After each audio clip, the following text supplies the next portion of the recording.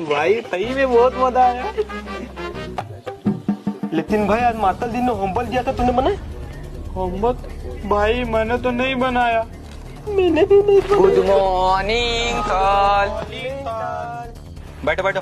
Thank you sir. Book निकालो अपना।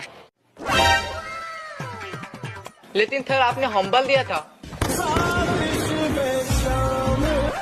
वो बेटा आज मेरा थोड़ा तबीयत खराब है तो आज होमवर्क नहीं चेक कर पाऊंगा। हाँ तन अलार्म दीजिए।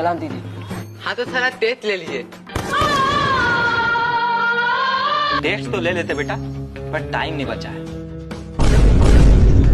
लेकिन सर अभी तक घंटी नहीं बजा है। म्यूजिक।